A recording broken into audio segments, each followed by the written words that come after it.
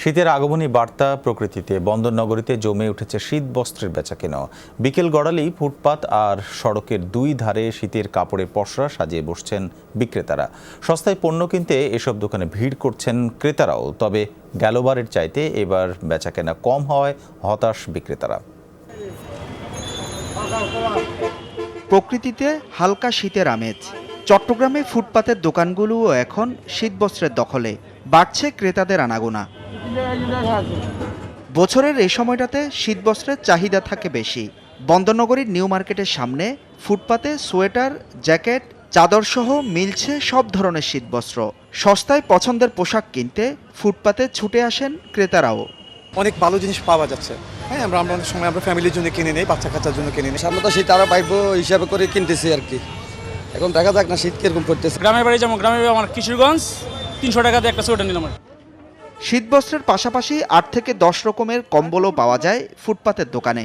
বিক্রেতারা জানালেন এর কোনোটি নতুন, কোনোটি পুরনো। এই নতুনটা 2000, তার সেকেন্ড হ্যান্ড 5000, 500, 600, 200। আগের চেয়ে বেচা খারাপ এবং ইম্পোর্টাররা দাম বাড়া দিচ্ছে, প্রতি পিসে 200 টাকার দাম বাড়া দিচ্ছে।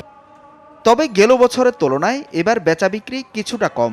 বিক্রেতাদের মতে করোনার কারণে আর্থিক সংকটে নিম্নআয়ের মানুষ, তার উপর শীতবস্ত্রের আমদানিও হয়েছে কম।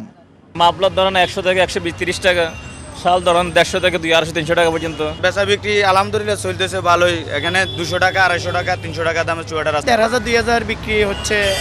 আমাদের গতবার এরকম টাইমে অনেক 4-5 হাজার বিক্রি হয়েছে। চট্টগ্রাম মহানগরীর বিভিন্ন এলাকায় ফুটপাত ছাড়িয়ে সড়কের পাশেও শীতের পোশাকের সমাহার সাজিয়ে বসেছেন বিক্রেতারা, যেখানে পাওয়া যাচ্ছে কাঁথা, কম্বল সহ শিশুদের হরেক রকম পোশাক। দামও তুলনামূলক কম। কম্বলের রেট হলো 800, 700, 600 বা ভালো পড়লে 1000ও বেচা যায়। এখানে 10,000, 15,000 হইতো, এখন 3,000, 4,000 হয়। কত আশা করতেছি সামনে হবে। হুসাইন জিয়াদ, যমুনা নিউজ, চট্টগ্রাম।